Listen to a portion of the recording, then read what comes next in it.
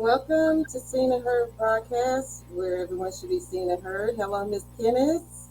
Hi. Happy Good Happy evening. Black History Month, and I'm going to open up our show with a few words from James Baldwin. He's going to open us up. And then Shirley Rep.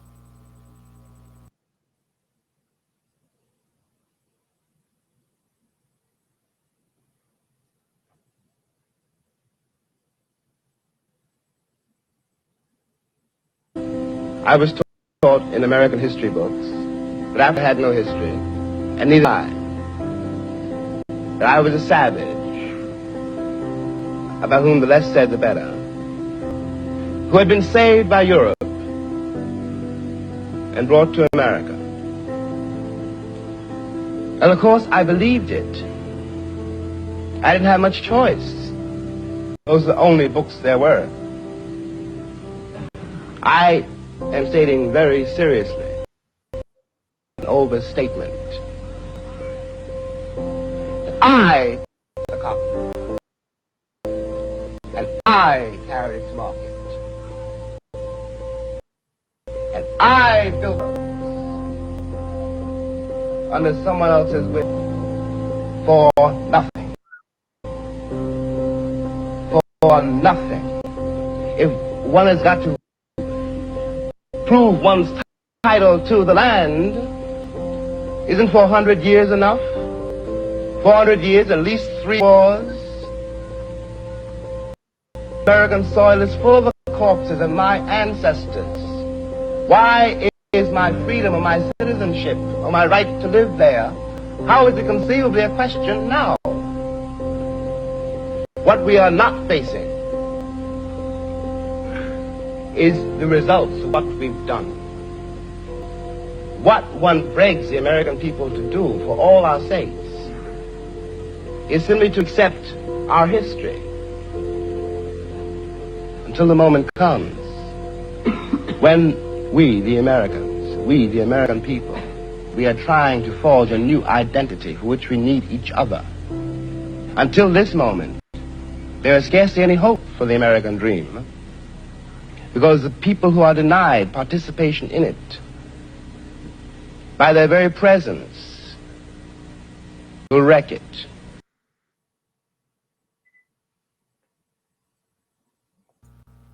DeSantis is trying to ban all video of like James Baldwin, and of course we know like the books and as well.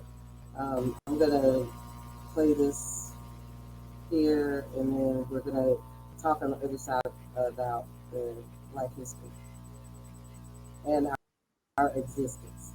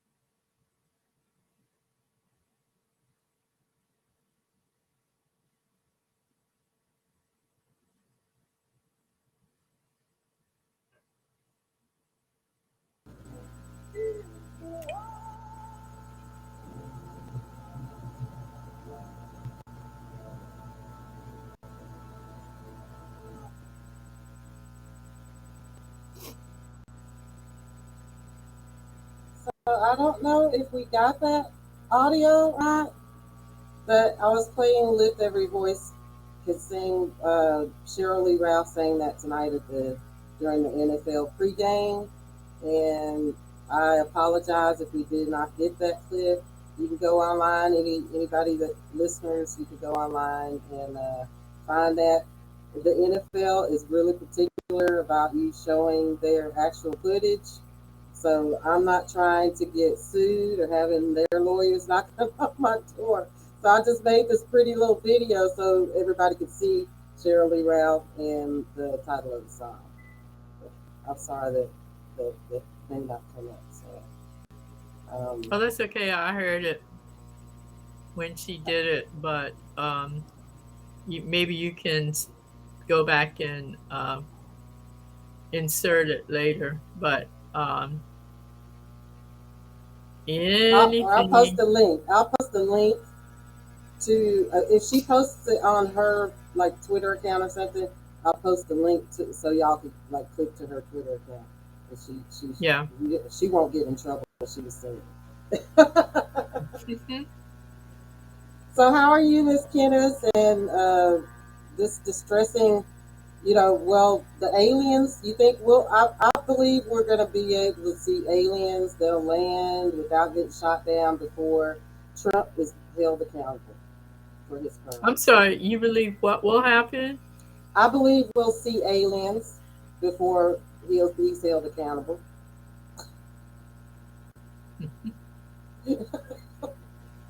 Well, I think they're already here. They walk amongst us already. Well, if y'all hear me, I got my bag packed. I got my toothbrush, my deodorant. I'm ready to go. Well, I hope everybody's ready to go. Then I can be here by myself.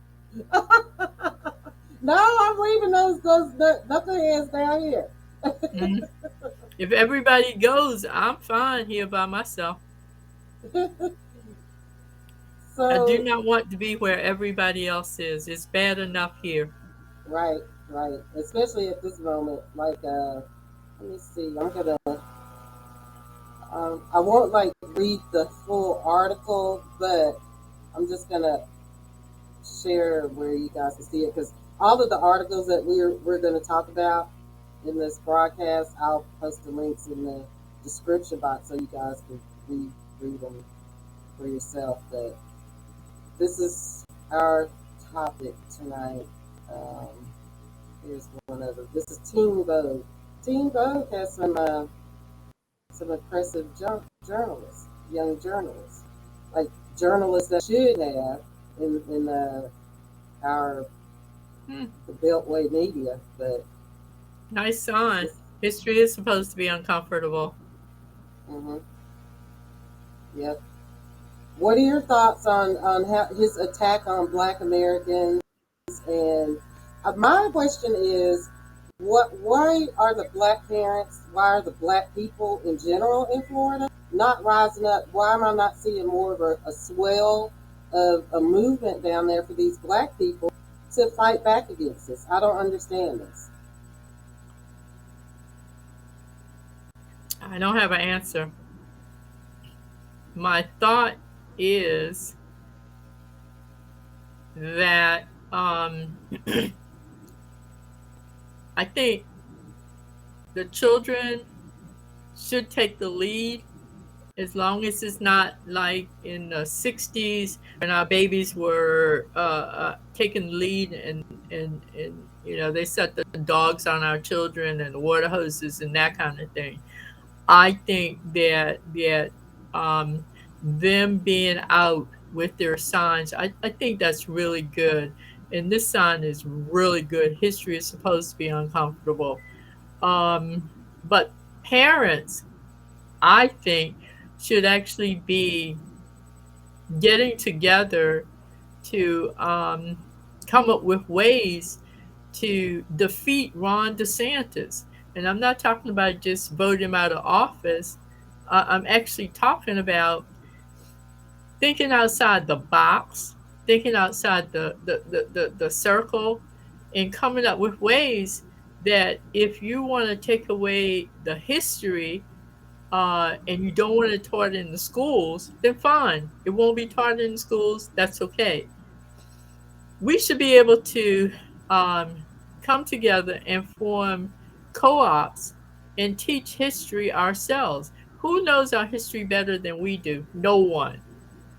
So, why are we relying upon a racist, white supremacist based system to teach our children their history?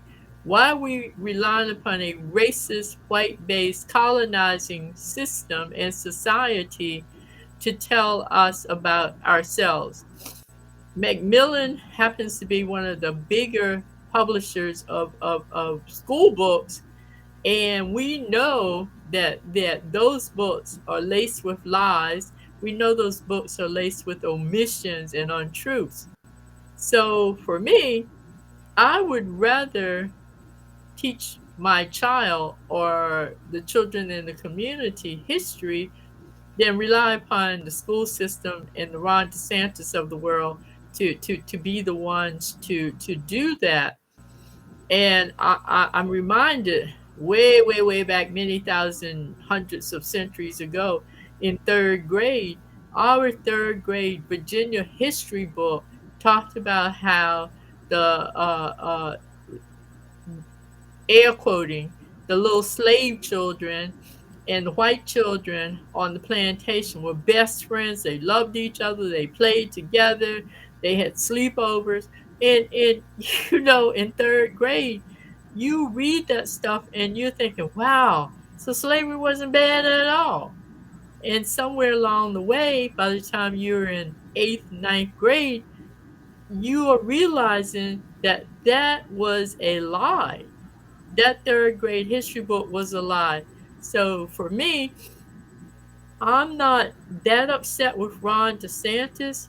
I am upset that we are so upset that we're like, oh my God, what are they going to do next? We know what they're going to do next, and who I want to be able to raise Cain with is the College Board. There is no reason that the College Board needs to get involved in this and or look to take sides. Whatever the prep tests are, or the competency exams are, that's what they need to be. However, if Ron DeSantis says, I'm taking it out, then school board is going to say, well, we're taking it out because we can't test on something that the children haven't been taught. I'm struggling with that. I just think we need to form some co-ops, find out who can teach what, and just say, okay, fine. If that's how you feel, then great. We're going to teach this ourselves. Now, I agree with that as well, but the only problem with that is because they set the standards of what you have to know and what you have to know for these tests to get your diplomas, like say high school. You have to go by the standards that they set for these tests to complete your diploma. So if they leave that out, I mean, yes, it's still up to the parents to teach the history at home so they'll know. But if they leave that out, that's going to affect them if they go to other schools or universities around the United States, or if they try to attend schools in another country. These Mm-hmm. people are going to look at them like they're crazy. They're going to be like, you're some alien person and you don't know, you know, this is what we're teaching. How come Yep. you didn't learn this in your school? Hmm. Well, now I saw some very painful statistics this week, yesterday, about the lack of performance in the public schools as it is. So far too many of our children aren't getting it even now.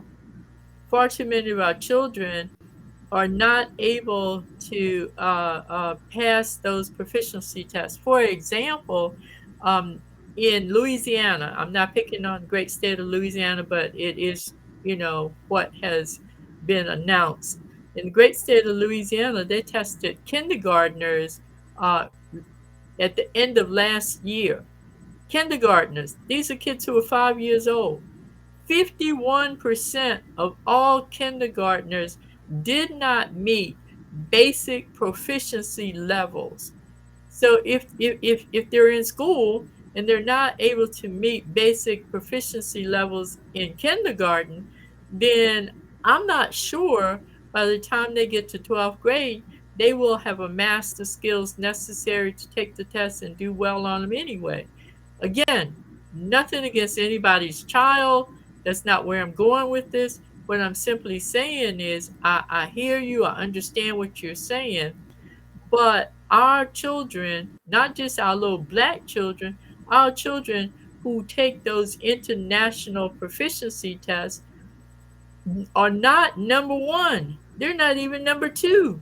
The US is not number one. They're not number two. I think they're somewhere like number 15 behind global countries, international countries whose children outshine our children all the time. I think it's, I don't have the video up, but I saw a video a couple of days ago where a lady was talking about the rating for the United States in education. And I thought she was saying that it was like 30, like in the 30, 33, something like that, globally. Like, Since COVID, they may well be. Before she said COVID, it was like 30, 33. And then the displays like this picture here. I don't know if you can see it. I'll read it. I don't know if you can see it that well. I can't like make it bigger, but the adults in this need to be taken out to the woodshed. They are forcing this little Latino kids and the black kids and then this Asian lady here. DeSantis derives his feeling of power by humiliating others. Prime target is children. And it's same, the lady states that he bullied kids when he was a teacher. And remember when he bullied the kids to take off their masks during COVID? He turned around and fussed at the kids and told them to take their masks off. So this is another display. These kids, their faces are not in agreement with this. They forced them to hold these signs up.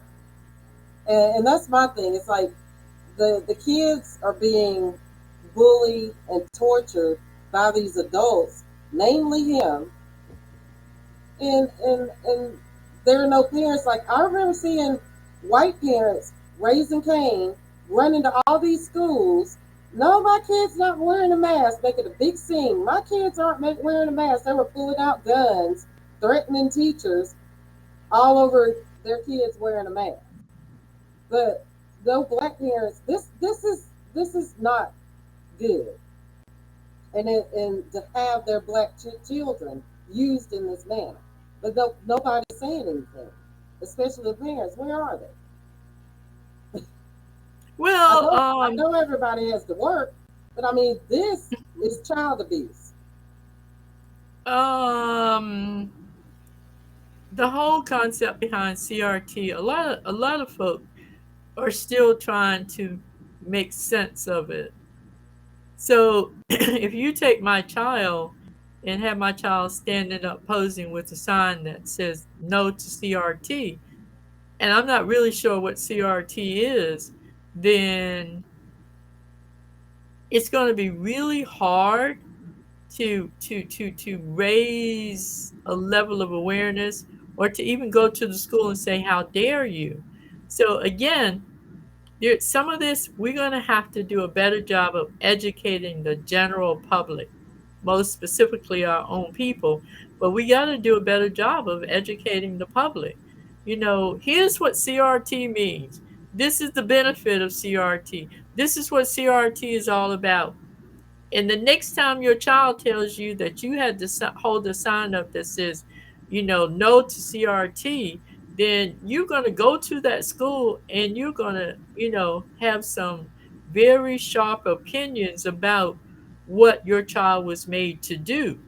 Um, and we're just going to have to, in addition to teaching our children ourselves outside of what they do or do not get inside the school system, we just have to do a better job of organizing. And I listened to a parent not too long ago who said she's intimidated by the teachers because she feels that she does not have the level of education that they have, and she felt that she would not be able to communicate with the teachers because she felt that her ability to express herself would not be on par with the teacher who's educated. So we have a lot that we have to work through and figure out how to get on the other side.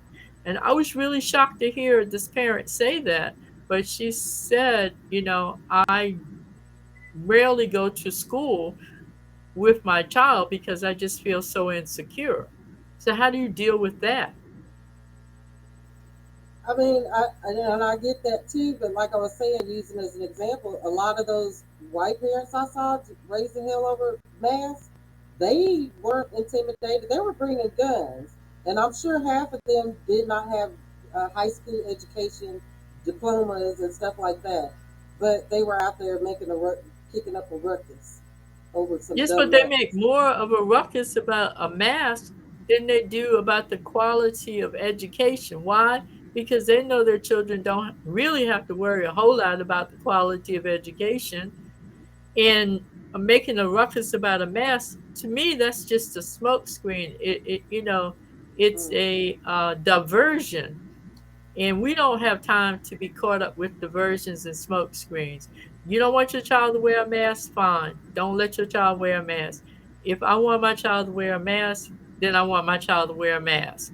I can't control once they get to school whether they keep the mask on or not. But when I drop them off, they need to have it on. And when I pick them up, they need to have it on. So to have some, running around with guns and crazy stuff over some mask, that's a diversion as far as I'm concerned. And I was actually just using that like as an example because, like you said, that's stupid over a mask, kicking up ruckus over a mask. The education and the abuse, the educational abuse that I'm seeing with these kids being forced to learn something that's not true and having their existence challenged and erased, like blatantly, they're being told in their face, your people like you don't matter.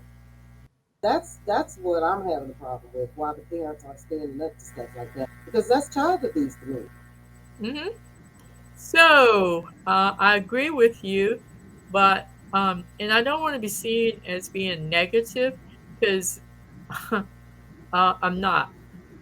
But far too many of us don't know our history either.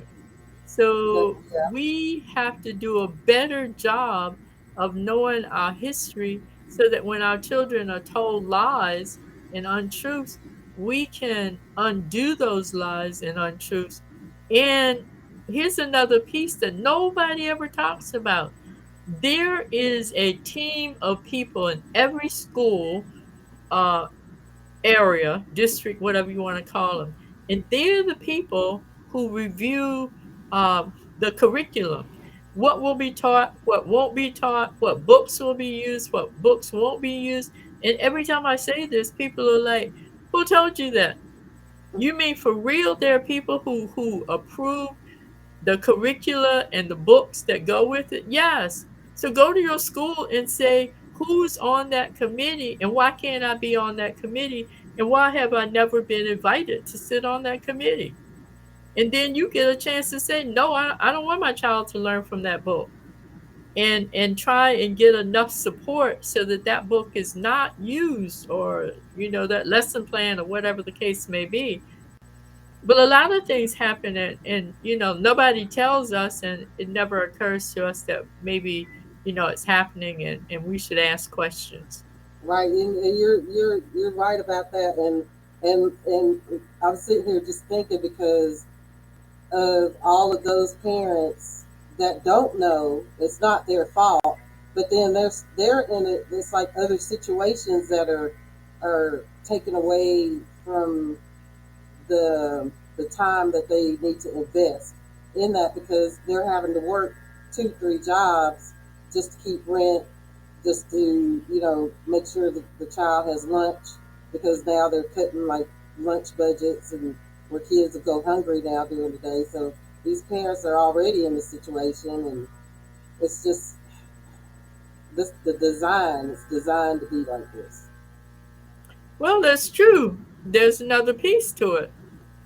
Why do you think they run highways through communities and divide that community? So on the left side of the highway, divided community, if the median income is $19,000, then the quality of the education your child is going to get is equivalent to the median income of $19,000. It's just that plain and that simple. If on the other side of that divided highway, the median income is $89,000, then the quality of education on the other side of that highway is equivalent to that $89,000. And again, I hear it. I know. My friends tell me all the time, that's not fair. The quality of education should be the same on either side of the highway.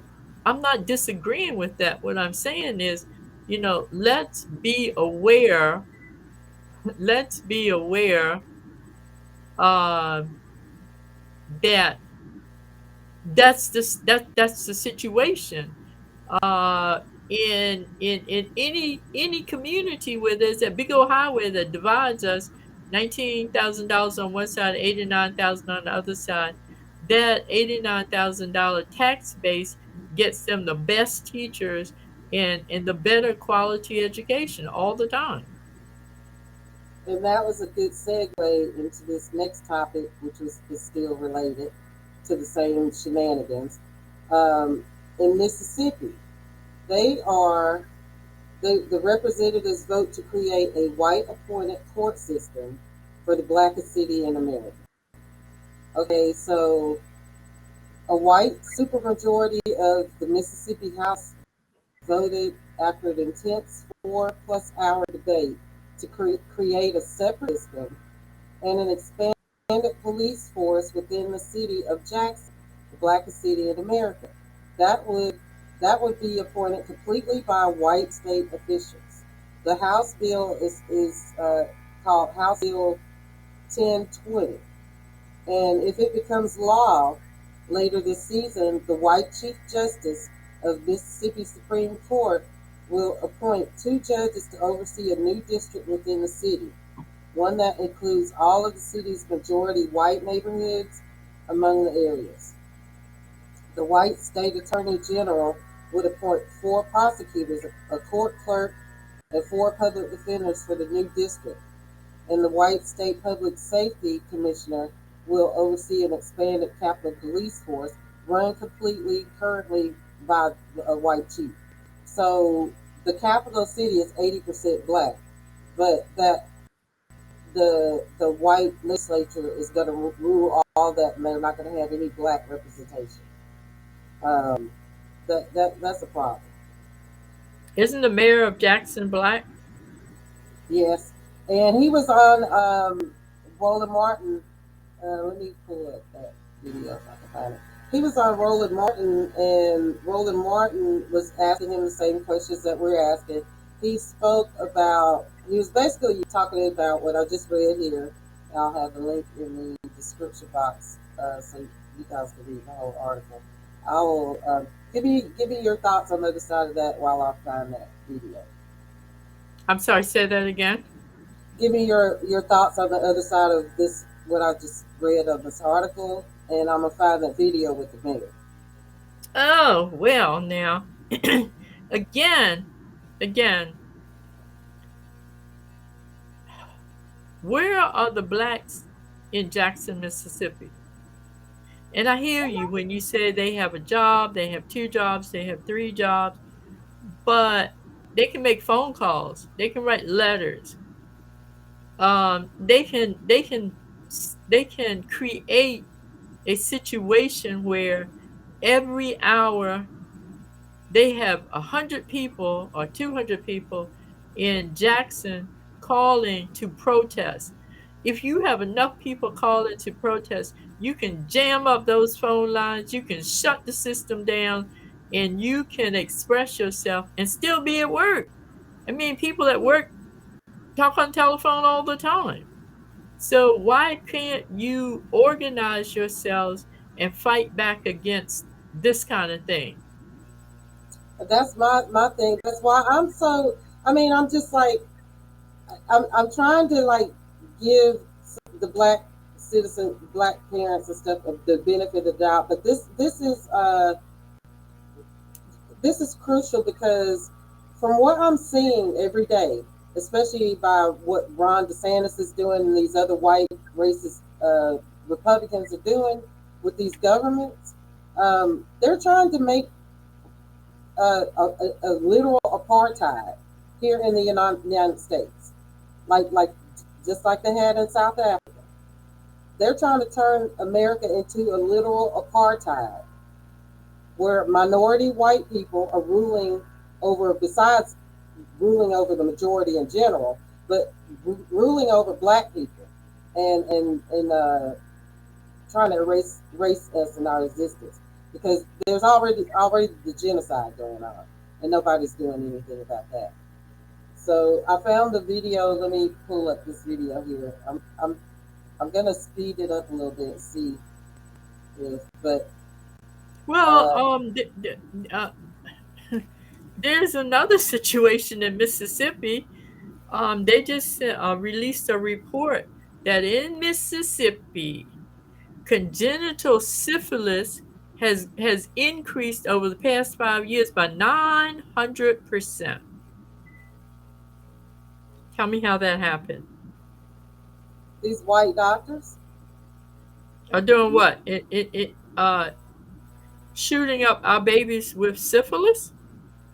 No, I mean the lack of care. I mean, I'm sure people are going into these doctors' offices for telling them their symptoms, and then the doctors are not responding with what they need.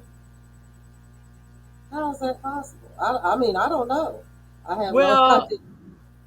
that's true, because say 50 years ago, or Tuskegee syphilis experiment 100 Right? years ago, or whenever it was, but I'm talking about in the past 5 years, Mississippi has been hit by a 900% increase in newborn babies being treated for syphilis.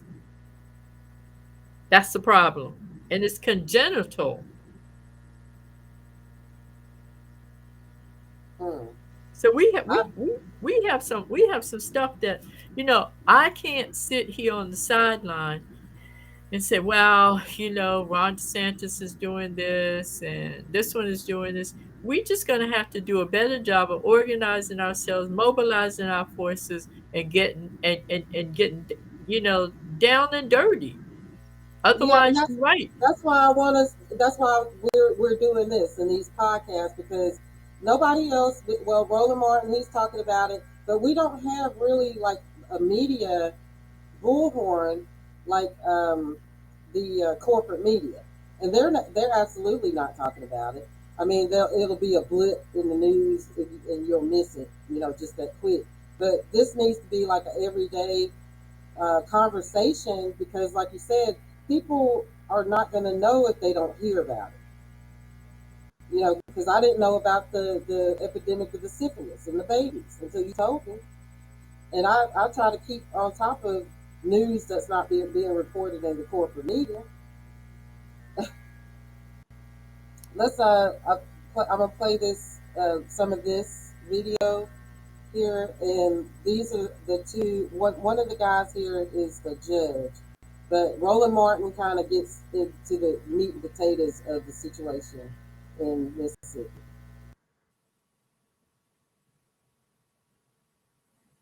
President Porter, what do you want from African Americans nationwide?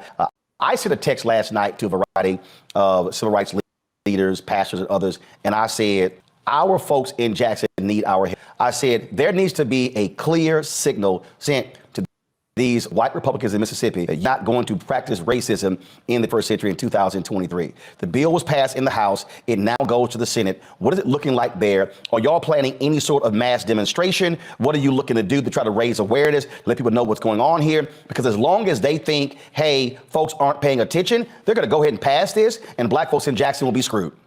Yeah, and Roland, I want to appreciate you and thank you for bringing awareness to this. And I think that's one of the important things that we can do is bring awareness to what's going on in the state of Mississippi, in our state legislature. Of course, they have a supermajority, so we're outnumbered. We're vastly outnumbered. But that doesn't mean that we're not going to fight. We're not just going to lay down and take this. We're going to fight, and we're going to fight for what's right. And bringing awareness to let other people see what we're doing and how we're fighting and how they're trying to get over on us is essential, I believe. Oh, absolutely. So we see exactly what's going on there. Again, Mayor, what do you want from folks who are not there? How are you also rallying the folks there in Jackson, but also the other African Americans in Mississippi, your state, which has the largest concentration of African Americans of any state in America? Well, I want to echo the sentiments of Representative Porter. We thank you and your outlet and outlets like this that allow us to get our story out. I want to thank Representative Porter for the job that he and Black Caucus did yesterday, fighting to the late hours in the night, making certain that they made our concerns known. We have members of the community that have come together, done rallies, and we intend to do more so that we make certain that this is a very well-known issue amongst our residents and beyond, and we continue to fight.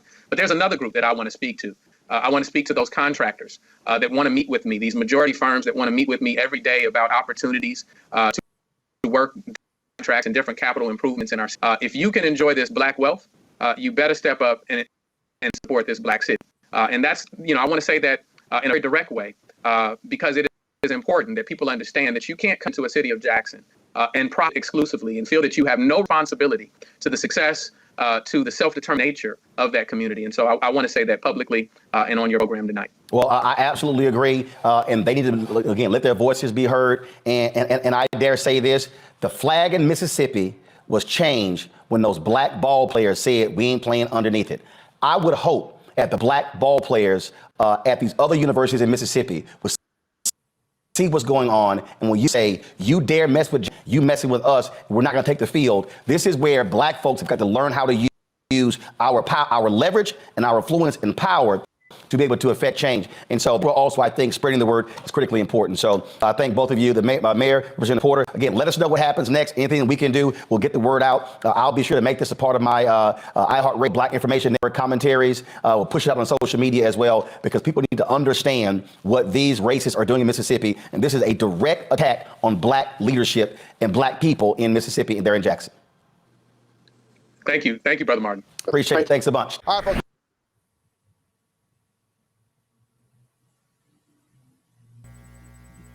So that wasn't the full video, but that was like pretty much part of what we were talking about. So yeah, there needs to be more of like what you were saying. The football players don't, the same with Florida. Black players, athletes, they don't need to be going to these universities. That's true. And where are where are our famous people, our celebrities, our athletes? They're I hate to admit it, but I am watching the Super Bowl because I like one of the teams really well, but they're not sending any social awareness messages about any of these things. And again, I get it. People need to keep their jobs and they need to go to work and they need to have 4 or 5 jobs. And I got all of that. But if you end up in a situation, because if this happens, this isn't just for one generation or today's generation. This is going to be impacted generations down line for at least the next 3, 4, 5 generations, or until you can reverse that situation. And the brother said it, they're outnumbered. So the likelihood that they can outvote them and turn this around is it's slim. Probably because near next to none. because they did vote, but their votes were not counted. Basically, I mean, that gerrymandering, suppression. Yeah, I'm pretty sure they did vote because I mean, 80% of the population. Okay, not all of them voted, but enough of them did vote, and how their votes are not counting Hmm. is only yeah, that's a hostile takeover. Is what that is. Well, again, inside their whatever their congressional walls, the Democrats are outnumbered. So, excuse me, the likelihood that the Democrats can turn this around is slim, near next to none. So voices have to be raised, and maybe they have to do something crazy. I don't know, but I have had it. I've been in charge of it, where we've called an elected official's office on Capitol Hill, and we shut them down. They actually just turned on the answering machine, and weren't taking calls for about a week. So whatever it takes, op-eds. We're the people who can write op-eds, not just to a local newspaper in Mississippi, but what's wrong with writing an op-ed to the Griot as an example, Tag 24 as an example. Put it out there so people see what's going on. And I got it again. I got to say it again. I understand you have jobs and you need to go from job 1 to 2 to 3 to 4, and you ain't got no time for nothing else. But sometimes we have to just make the hard decisions. This is one of those times. And if we don't, like I said, because I'm paying attention, we're going to end up like South Africa apartheid. I'm not trying to live Well, in a situation like that. That's why well, there it is. allegedly, I don't know, allegedly, South Africa's apartheid came from this country and how our ancestors were being treated. I believe it. So, I believe it because so, look what he did with so if Jim that's the Crow. case, you're right. And if that's the case, then they threw off apartheid. They still treat black Africans as they have treated them all along. But if that's the case, then read between the lines. Mhm. Well, we're going to close out here with that for now, and then we're going to be back because I'm going to do my part all week long. Call to action, like Miss Kenna said, we need to start organizing, put the word out. If anybody's listening to this, share this broadcast with people. Listen to it on your way to work, on the way to school. Try to figure out what we can do to get this train back on the track because it's not headed in the right direction, and this country is not headed in the right direction. The cavalry is not coming, so it's going to be up to us. That's right. The cavalry's not coming, and with much chagrin, I'm going to say this: we saw this coming when everybody had to click their heels and figure out how to get water to Jackson, Mississippi. I'm not saying it was wrong. That's not what I'm saying. And Cobra donated 2 pallets of water, 2 full pallets, and we're getting ready to send 2 more. My point is, anytime you can be robbed of your access to water, everything else is fair game and on the table. Yeah, let's not forget Flint, Michigan, still suffering. And then the Hmm. likes of Brett Favre is walking free with the money that was supposed to take care of their water system. And he's trying to play victim. Oh, woe is me.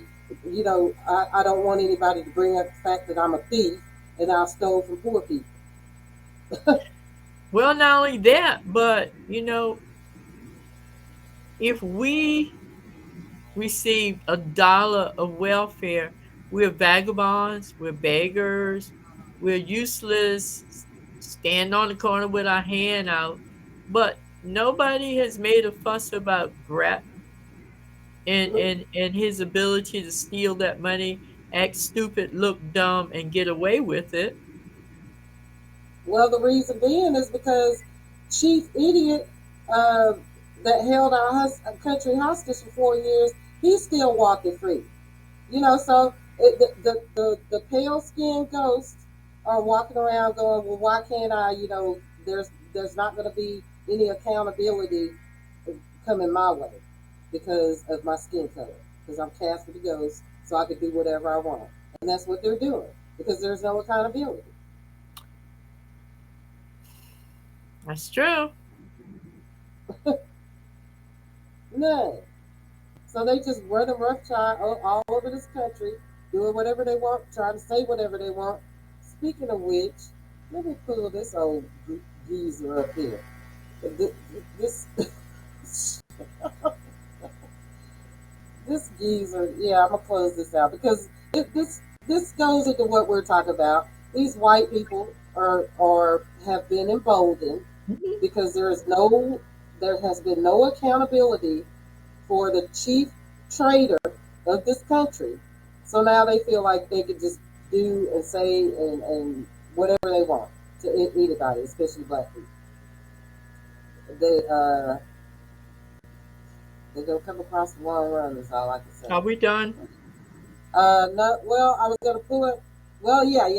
Well, we'll do that on another podcast. But thank you so much for joining me. Thank you, Miss Kenneth. No worries. My team lost. Oh no. Well, we are peer supported. Once again, if you would like to support our broadcast, if you like our broadcast, please use the scan codes up here, and we will see you on the next broadcast. Thank you. Bye. Bye.